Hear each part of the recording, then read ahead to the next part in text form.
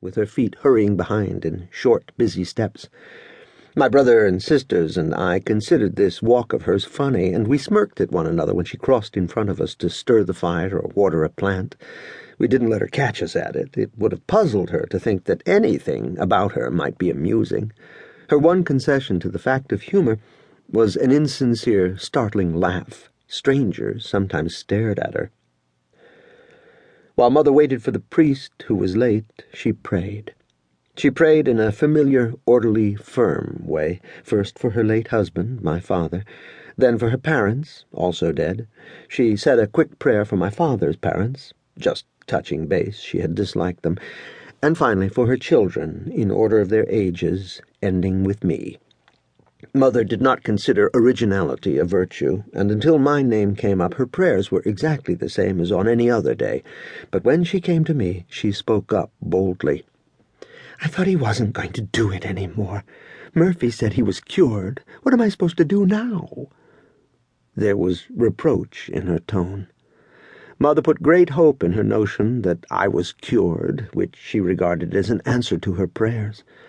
In Thanksgiving, she had sent a lot of money to the Thomasite Indian Mission, money she'd been saving for a trip to Rome. Now she felt cheated, and she let her feelings be known. When the priest came in, Mother slid back on the seat and followed the Mass. After communion, she began to worry again, and went straight home without stopping to talk to Dorothea, the woman who always cornered Mother after Mass to talk about the plots hatched against her by communists, devil-worshippers, and Rosicrucians. Francis watched her go with narrowed eyes. Once in the house, Mother took the letter from my drawer and brought it into the kitchen.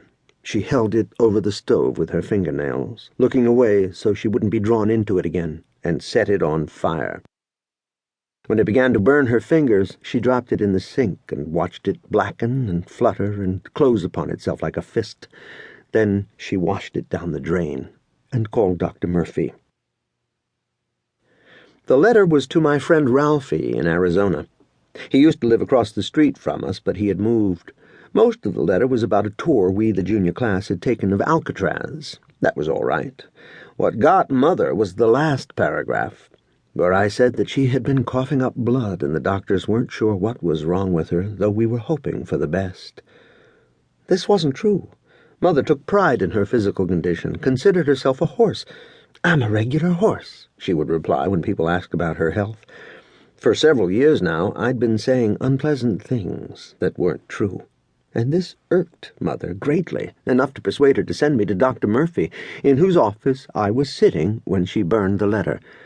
Dr. Murphy was our family physician and had no training in psychoanalysis, but he took an interest in things of the mind, as he put it. He had treated me for appendicitis and tonsillitis, and Mother thought he could put the truth into me as easily as he took things out of me, a hope Dr. Murphy did not share. He was basically interested in getting me to understand what I did, and lately he'd been moving toward the conclusion that I understood what I did as well as I ever would. Dr. Murphy listened to Mother's account of the letter. He was curious about the wording I had used, and became irritated when Mother told him she had burned it.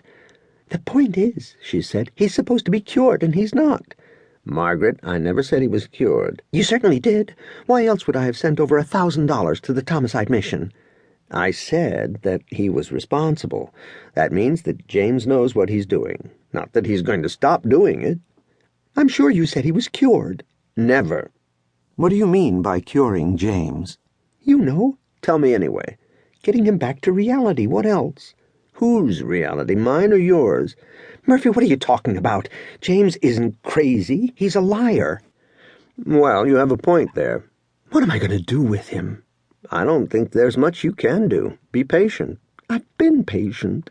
"If I were you, Margaret, I wouldn't make too much of this. James doesn't steal, does he?" "Of course not." "Or beat people up or talk back?" "No." "Then you have a lot to be thankful for." "I don't think I can take any more of it. That business about leukemia last summer, and now this." "Eventually he'll outgrow it, I think." "Murphy, he's 16 years old. What if he doesn't outgrow it? What if he just gets better at it?"